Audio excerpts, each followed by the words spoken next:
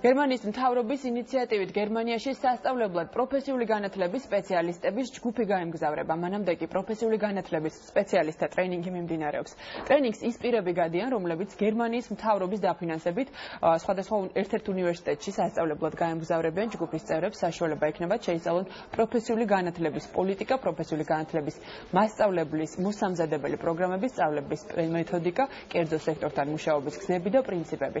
გერმანიის მთავრობა ქართულ კოლეგებთან ერთად სასწავლებლად ასევე იწვევს პროფესიული განათლების სპეციალისტებს სომხეთიდან და აზერბაიჯანიდან.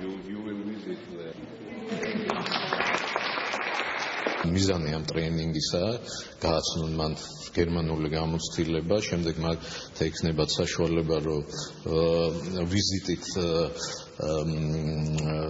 წავიდნენ გერმანიაში და უკვე ადგილზე გაეცნონ გერმანულ გამოცდილებას. როგორც მოგეხსენებათ, პროფესიულ განათლებაში ძალიან მნიშვნელოვანი რეფორმა მიმდინარეობს და შესაბამისად ჩვენთვის ძალიან მნიშვნელოვანია ევროპული და წარმატებული გამოცდილების გაზიარება. მნიშვნელოვნად გამოირჩევა ეს გერმანული მოდელი, იმიტომ რომ მოიცავს ორმხრივ კომპონენტს, ან დუალური სისტემა ეწოდება. ეს ნიშნავს, რომ არა მხოლოდ თეორიულ ცოდნაზე ორიენტირებული, არამედ ჩართულობაა ასევე კომპანიების მხრიდანაც, რაც რეალურ დროში, რეალურ გამოცდილების მიღებას გულისხმობს.